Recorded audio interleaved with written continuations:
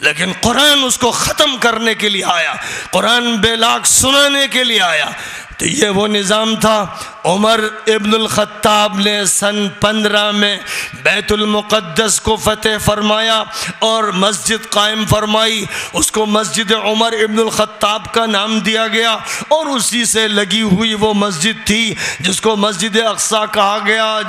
جس کے نشانات مٹا دیے گئے تھے، پھر اسے بھی قائم کیا گیا۔ اور رسول اکرم صلی اللہ علیہ وسلم کو اللہ تعالیٰ نے نبوت کے 10ویں سال میں مکہ مکرمہ کے کعبہ مقدسہ کے جوار سے مسجد اقصی راتوں رات جس طرح سے براق کی سواری پر منتقل کیا، جس کو براق اس لیے کہا گیا کہ براق برق سے ہے، اور برق الیکٹریسٹی کو کہتے ہیں، لہذا اللہ کے نظام الیکٹریسٹی کی وہ سواری تھی جو سیکنڈوں میں سینکڑوں ہزاروں میل طے کرتی ہوئی مسجد حرام سے بیت المقدس پہنچی، اور وہاں کی ایک چٹان کے پاس اس سواری کو روک دیا گیا۔ کہا جاتا ہے اصطلاحی زبان میں، اس دور میں سمجھے جانے والی زبان میں، کہ گویا اس مرکب کی رسی وہاں باندھ دی گئی، اور پھر عالم بالا کا وہ سفر طے پایا جس کے بارے میں اللہ نے سورۃ النجم میں ارشاد فرمایا، وَالنَّجْمِ إِذَا هَوَى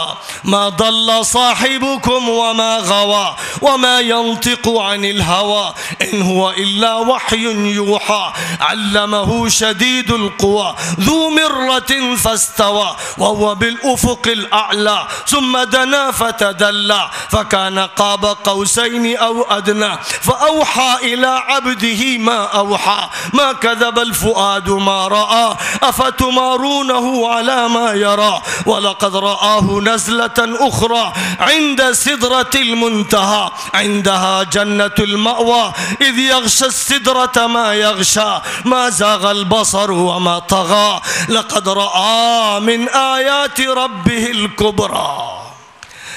سورۃ النجم میں معراج کا تذکرہ ہے، سدرۃ المنتہا تک پہنچنے کا تذکرہ ہے، جبرائیل کے قاب قوسین آ کر بات کرنے کا تذکرہ ہے، وحی الہی کے اس مقام پر رازدارانہ طور پر منتقل کرنے کا تذکرہ ہے، احادیث میں چھٹے ہوئے گوشوں کا بیان ہے، جنت و دوزخ کے مشاہدوں کا تذکرہ ہے، انبیاء سے ملاقاتوں کا تذکرہ ہے، عالم بالا کی سیر کا تذکرہ ہے، 50 وقت کی نمازوں، پھر اختصار کے بعد 5 وقت کی نمازوں کا تذکرہ ہے، اور پھر واپسی کا ذکر ہے کہ اسی بیت المقدس میں واپس تشریف لائے، اور پھر عالم مثال سے، عالم بالا سے، عالم غیب سے، ماضی کی سلوٹوں سے سارے پیغمبروں کو میدان میں اکٹھا کر دیا گیا کہ محمد عربی کی امامت اور سیادت اور قیادت کا سکہ بیت المقدس سے جاری کر دیا جائے، اس سرزمین سے کہ جہاں پر عیسیٰ مسیح کا دمشق کی مسجد میں نزول ہوگا، اس سرزمین سے کہ جہاں پر دنیا کی سپر پاور کی آخری علامت دجال سے جنگ ہوگی، اس جگہ پر کہ جہاں یہودیوں سے ہر مجدون کے میدان میں آخری معرکہ ہوگا، اس جگہ پر کہ جہاں اس آخری معرکے میں مسلمانوں کو فتح مبین عطا کی جائے گی، اس جگہ پر کہ جہاں اگر کوئی یہودی کسی درخت یا دیوار کی اوٹ میں چھپے گا تو وہ درخت کہے گا کہ او مسلمان، او اللہ کے بندے، میرے پیچھے یہ یہودی چھپا ہوا ہے، آ اس کو مار۔ دنیا کہ عالمی نظام کی ابتدا میں سن 10 نبوی میں نبی پاک علیہ السلام کی عالمی قیادت کے سکے کو جاری کرنے اور سر پر عالمی تاج رکھنے اور ختم نبوت کا تمغہ عطا کرنے کے لیے سارے نبیوں کو بیت المقدس میں اکٹھا کیا گیا، اور نبی کو آگے بڑھنے کے لیے فرمایا گیا کہ اب آپ ان سب کے امام ہیں، آپ ان کی امامت فرمائیے، اور آپ آپ ان کی امامت کے بعد اسی طرح براق سواری پر راتوں کے سکنڈوں میں مسافتوں کو طے کرتے ہوئے، جیسے مثال کے طور پر آپ کے موبائل کا کرنٹ ہزاروں میل کی مسافتوں کو سکنڈوں میں طے کرتا ہے، ویسے الیکٹرانک اللہ کی طرف سے وہ الیکٹرانک طریقہ کار اختیار کیا گیا جو خالق ہے الیکٹریسٹی کا بھی اور الیکٹرانکس کا بھی اور تمام سائنسز کا بھی، اور اس نے سکنڈوں میں نبی کو پھر مکہ مکرمہ پہنچا دیا، اور اس طرح سے اس کا اعلان ہو گیا کہ یہ وہ سرزمین بیت المقدس ہے جہاں پر نبوت کی، جہاں پر آخری نبی کی آخری رسالت و نبوت کے تاج پوشی کی کارروائی کی گئی۔ ظاہر ہے کہ جہاں یہ کارروائی ہوئی اب یہ حلقہ چکر کاٹتے ہوئے وہیں پہ آ کے جڑے گا، اور بیچ میں ایسا دور آئے گا جس میں مسلمان نشیب و فراز سے گزریں گے، جب جب شریعت سے منہ موڑیں گے، جب جب لادینی قانون نافذ کریں گے، جب جب دوسرے آقاؤں کے چکروں میں پڑیں گے، جب جب عبادت میں شرک کریں گے، جب جب محمدی رسالت میں شرک کریں گے، جب جب قرآن پاک کے نظام میں شرک کریں گے، ملاوٹ کریں گے، دھوکہ دیں گے، تو اللہ کی طرف سے شکستیں دی جائیں گی، مار ڈالی جائے گی اور سزائیں دی جائیں گی، اور جب پھر پلٹ کر شریعت کی طرف آئیں گے اور اس کا مطالبہ کریں گے تو نصرت الہی کے بگل بجیں گے، گھنٹیاں بجیں گی اور نصرت الہی برسنا شروع ہو جائے گی۔ یہ اللہ کا نظام ہے جو قرآن میں کھول کھول کر بیان کر دیا گیا ہے۔ مسلمانوں نے جب ان کی خلافت عثمانیہ عروج پر تھی غفلت اختیار کی اور تفریق کے راستے پر ان کو ڈالا گیا، اور یورپین طاقتوں نے مذہبی اور صلیبی جنگوں اور یہودیوں نے صہیونی تحریک کے نتیجے میں ترکی اور ترکی سے متعلق ممالک کو نشانہ بنانا شروع کیا، کمزور کرنا شروع کیا۔ 19ویں صدی کے آخری سال تھے کہ ہرزل نے سوئٹزرلینڈ میں ایک عالمی کانفرنس منعقد کی اور یہ طے کیا کہ فلسطین کو یہودیوں کے وطن کے طور پر اختیار کرنا ہے، اور ظاہر ہے کہ کوشش ہرزل کی طرف سے سلطان عبدالحمید ثانی عثمانی کے دربار میں اس کی گئی کہ فلسطین کی سرزمین کا کوئی خطہ یہودیوں کی آبادی کے لیے دے دیا جائے، لیکن ترکی کا وہ مرد غیور و باہمیت ایسا انسان تھا جس نے ہرزل کو نکال باہر کیا اور کہا کہ یہاں سے نکل جا، زمین کا ایک چپا کیا ایک انچ بھی میں تجھے نہیں دے سکتا، تجھے اگر زمین مل سکتی ہے تو میری لاش پہ مل سکتی ہے۔ اور اس کے بعد پھر سازشوں کے وہ جال بنے گئے کہ یہودی شخص کے ذریعے سلطان عبدالحمید ثانی عثمانی کو گرفتار کر کے جیل میں بھیجا گیا، جس جیل کا جیلر بھی یہودی تھا، اور یہ سارے کام کرنے والا وہ منافقوں کا ٹولہ اور یہودی آبادی کے مسلم نما دشمنوں کے ایجنٹوں کا لیڈر مصطفیٰ کمال تھا۔ وہ مجرم، وہ قاتل، وہ مسلمانوں کے لیے سب سے زیادہ زہرناک، وہ امت مسلمہ کا ناگ اور اژدہا جس نے خلافت عثمانیہ کے زوال کا فیصلہ کیا اور 1924 میں اعلان کر دیا کہ خلافت عثمانیہ کو ختم کیا جا رہا ہے۔ ہندوستان اس وقت چیخ رہا تھا، محمد علی جوہر اور ان کی والدہ بی اماں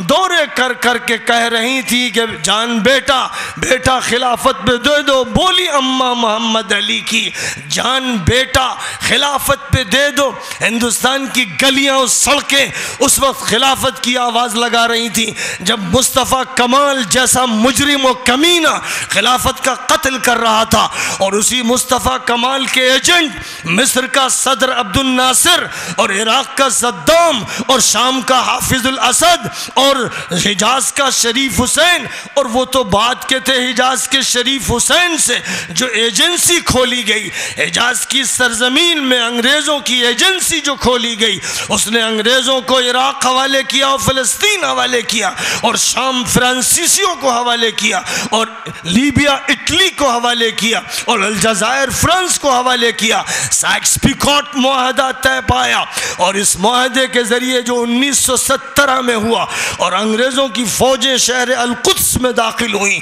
اور صلاح الدین کی قبر پر دمشق میں پہنچ کر جنرل ایلمبی نے پیر سے ٹھوکر ماری اور کہا لے صلاح الدین ہم پھر واپس آ گئے اور صلیبی جنگوں کا خاتمہ ہو گیا۔ یہ 19ویں صدی کے اواخر اور 20ویں صدی کے اوائل کی وہ کہانی ہے جس نے ایک نئے عالم عربی کو وجود عطا کیا۔ یہ عالم عربی پہلے فرانسیسیوں اور انگریزوں کی ٹاپوں اور جوتوں کے نیچے مسلا گیا، اور جب ان کے مقابلے کے لیے قوم اٹھی تو پھر ان چالاکوں اور عیاروں نے اسی قوم کے منافقوں کو اختیار کر کے در پردہ پوری سازش کے ساتھ ان کو حکومتیں سونپ دی، اور وہ بظاہر برطانیہ چلے گئے اور فرانس چلے گئے، لیکن آج آپ اپنی آنکھوں سے دیکھ رہے ہیں کہ یہ سارے ممالک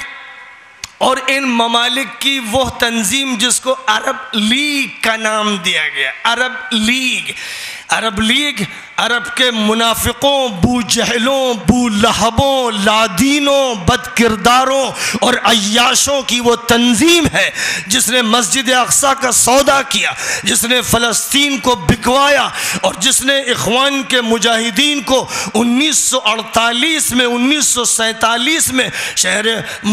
فلسطین کی سرزمین پر جہاد سے روکا، جس نے عز الدین القسام کو 1935 میں شہید کروایا۔ یہی وہ تنظیم اور اس کے ماننے والے عرب کے وہ ایجنٹ اور انگریزوں کے غلام اور اس امت کے بدترین منافق ہیں جنہوں نے کبھی بھی فلسطین میں جہاد ہونے نہیں دیا، جنہوں نے عرب فوجوں کو ناکام کیا، جنہوں نے ان لوگوں کو جنہوں نے فلسطین کی سرزمین پر جہاد کا ارادہ کیا یا جہاد کی تحریک چلائی ان کو جیلوں میں سڑوا دیا، ان کی تنظیموں کو توڑ دیا، ان پر بین لگا دیا۔ یہ وہ لوگ ہیں جنہوں نے ایک طرف سب سے بڑے مجاہد عز الدین قسام کو سن 35 میں دیا، پھر انہوں نے اسی جرم میں حضرت حسن البنا کو اور حضرت حسن البنا کو 1949 میں شہید کیا۔ پھر یہی وہ مجرم ہے جو اسی جرم میں کہ فلسطین کی آزادی کی آواز اٹھانے والے اور فلسطین کو یہودیوں کے پنجے سے نکالنے والے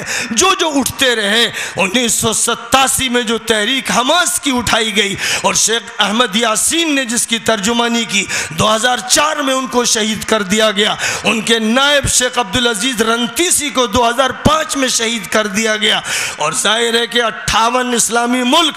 UNO کے ابلیس کی مجلس شورا میں بیٹھ کر شرابیں پی کر راتوں کو عیاشیاں کر کے اسرائیل کے تحفظ کا کام کرتے رہے، جس کا نتیجہ یہ ہوا کہ 1967 میں جو جنگ مصر اور اسرائیل کے درمیان ہوئی اور شام کے درمیان، تو اسرائیل کے جہازوں نے شام اور مصر اور اردن کے ہوائی اڈوں کو چند منٹوں میں تباہ کر دیا، اور ایسی ذلت آمیز شکست مصر کی ہوئی کہ مصر کی قومیت اور لادینیت کا جنازہ نکل گیا، اور یہ معلوم ہو گیا کہ وقت کے ایجنٹ یہ صرف تماشا بین اور تماشائی ہیں۔ معلوم ہے، تاریخ بتاتی ہے کہ جس رات اسرائیل مصر پر حملے کر رہا تھا اس رات مصر کے فوجی شراب خانوں میں اور قہبہ گروں میں شرابیں پی کر زناکاری کر رہے تھے۔ یہ وہ مجرمانہ تاریخ عالم عربی کی جس کے خلاف بحکم الہی 2011 سے ایک جہاد، ایک تحریک، ایک مسلح تحریک شروع ہو گئی۔ 2011 سے وہ تحریک شروع ہوئی ہے جو اسی تحریک کی طرح ہے جو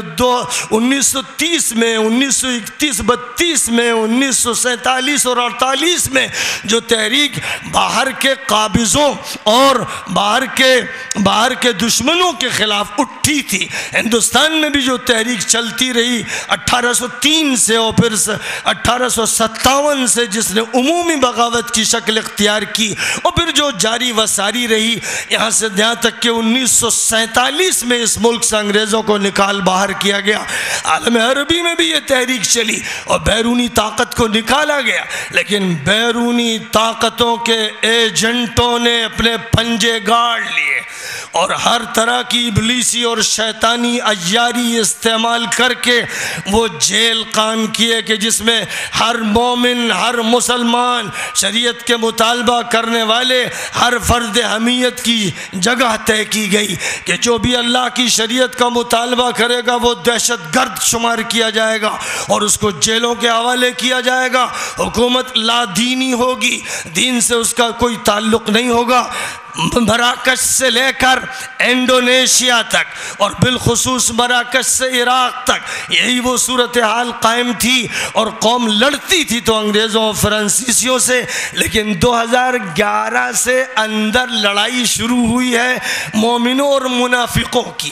اب جو لڑائی ہے وہ ان سے ہے جو ایجنٹ ہیں، جو ہمارے درمیان گھسپیٹیے ہیں، آستین کے سانپ ہیں، جو بستر میں چھپے ہوئے ڈنک مارنے والے بچھو ہیں۔ اب یہ جنگ ان کے خلاف ہو رہی ہے، اس کو نئے نئے نام دیے جا رہے ہیں، عالمی میڈیا اس کو دہشت گردی کہہ رہا ہے، اور عالمی میڈیا کے جہاز بمباری کر کے معصوم انسانوں، بچوں، عورتوں، بوڑھوں، اسپتال کے مریضوں اور مسجد کے نمازیوں کے چتھڑے اڑا رہے ہیں۔ جیسے 10 لاکھ انسان کو افغانستان میں ختم کیا اور 15 لاکھ انسانوں کو عراق میں ختم کیا، آج بھی وہی کارروائی ان غیرت مند اور حمیت رکھنے والے نوجوانوں کے خلاف لیبیا سے لے کر سیریا اور عراق اور یمن تک کی جا رہی ہے۔ اس صورتحال میں ظاہر ہے کہ آپ کو انتظار کرنا ہے، صبر سے کام لینا ہے۔ ظاہر ہے کہ اسرائیل کا خاتمہ ہونا ہے، لیکن اس سے پہلے بڑے بڑے واقعات وجود میں آنے ہیں۔ آپ بیت المقدس کا تحفظ کیسے کریں گے؟ کیا تحفظ کسی جلسے سے ہوگا؟ کیا کسی قرارداد سے ہوگا جس کو 1948 میں اسرائیلی مملکت کی حیثیت سے ظاہر کر دیا گیا، اور جس کے مقابلے کے لیے شیخ احمد یاسین کی قیادت میں 1987 سے انتفاضے کے نام سے ایک تحریک اور ایک انقلاب شروع کیا گیا، جس میں ہزاروں فلسطینی شہید ہو چکے ہیں اور لاکھوں جیلوں میں جا چکے ہیں اور لاکھوں بے گھر ہو چکے ہیں؟ کیا اس کی مدد کسی قرارداد سے ہوگی؟ ہرگز نہیں۔ اس کی مدد کا طریقہ کار یہ ہے کہ اسرائیل جس نے لیگ آف نیشنز قائم کی تھی 1914 سے 1918 تک، جو پہلی جنگ عظیم یورپ میں بھڑکائی گئی تھی وہ صہیونیوں کی طرف سے بھڑکائی گئی تھی، اور اس کا پورا فائدہ صہیونیوں نے حاصل کیا۔ عالم اسلام کو تار تار کر کے رکھ دیا گیا، ترکی کی کمر توڑ دی گئی اور عالم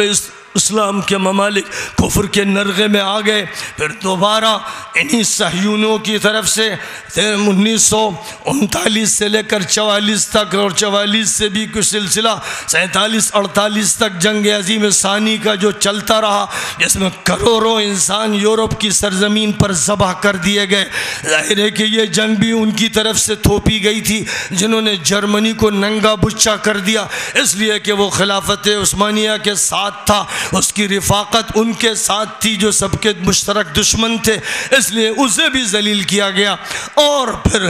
ایک نیا دور شروع ہوا جس میں UNO اقبال کی زبان میں ابلیس کی مجلس شورا کا قیام عمل میں لایا گیا، جو اسی لیے قائم کی گئی ہے کہ اسرائیل کا تحفظ ہر حال میں کرنا ہے، اور جب بھی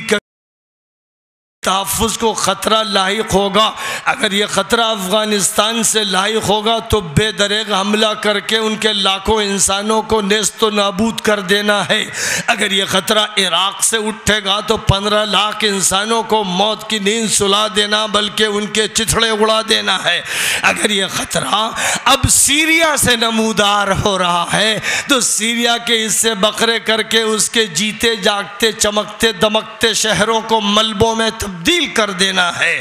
اگر یہ کہیں سے بھی طاقت اٹھ سکتی ہے تو اس کے خلاف میڈیا کا استعمال کرنا ہے، اخبارات کا کرنا ہے، میگزینز کا، الیکٹرانک میڈیا کا، اتنے زور و شور اور اجاری اور چالاکی سے کرنا ہے کہ اچھے اچھے ملا اور صوفیوں کے دماغ بھی پتھرا جائیں اور اچھے اچھے سمجھدار لوگوں کی عقلیں بیکار ہو جائیں اور وہ صحیح فیصلے کر نہ سکے، ماضی سے کٹ کر حال کے دلدل میں انہیں پھنسا دیا جائے، مستقبل ان کی آنکھوں سے محو کر دیا جائے، اور نہ کوئی آئندہ کا نقشہ بنا سکے اور نہ ماضی کی عبرت سے کوئی فائدہ اٹھا سکے۔ لوگوں سن لو کہ ابلیس کی مجلس شورا کے فیصلے اس دنیا میں نافذ ہوتے رہے، لیکن آج لیبیا کی سرزمین پر، عراق اور سیریا کی سرزمین پر اور دنیا کے مختلف خطوں کی سرزمین پر اللہ کے ایسے غیور و باہمیت بندے اٹھے ہیں جنہوں نے طے کر لیا ہے کہ ابلیس کی مجلس شورا کو برخاست کر کے رہنا ہے، جنہوں نے فیصلہ کر لیا ہے کہ وقت کی سب سے بڑی خطرناک عیار طاقت یعنی اسرائیل کا خاتمہ کر کے رہنا ہے۔ اس لیے پورا منظرنامہ ایک تھرڈ ورلڈ وار کا قائم ہو چکا ہے۔ تھنکرز کہہ رہے ہیں، فلاسفرز کہہ رہے ہیں، تجزیہ کار بول رہے ہیں، حالات پر نگاہ رکھنے والے کہہ رہے ہیں 2 جنگیں یورپ میں ہو گئیں، تیسری جنگ مڈل ایسٹ میں ہونی ہے، اور چونکہ مڈل ایسٹ ہی کا وہ خطہ ہے جس میں عیسیٰ مسیح کا نزول ہونا ہے، جس میں دجال کا عروج ہونا ہے، جس میں پلاننگ یہ ہے کہ مسجد اقصیٰ کو دھماکوں سے اڑا کر ہیکل سلیمانی کی تعمیر ہونی ہے جو تخت سلطنت دجال ہوگا، اور جس میں یہ طے ہے، حضور کی حدیث ہے کہ ایران کے شہر اصفہان سے 70,000 یہودی دجال کی معیت اور رفاقت و مدد کے لیے اٹھیں گے۔ یہ حضور کی صحیح حدیث ہے، اور 70 کا لفظ کثرت کے لیے بولا گیا ہے، اور ایرانی حضرات سے مجھے براہ راست یہ بات معلوم ہوئی ہے کہ سب سے بڑی آبادی یہودیوں کی جو بڑھتی چلی جا رہی ہے اس وقت اصفہان میں ہے۔ شہر اصفہان یہودی آبادی کا مرکز بنتا چلا جا رہا ہے، تو گویا نگاہیں میری حضور پاک علیہ السلام کو بولتے ہوئے دیکھ رہی ہیں۔ جیسے سورج کو نکلتا ہوا دیکھنے والے کو یقین ہوتا ہے، ویسے مجھے یقین ہے کہ نبی پاک علیہ السلام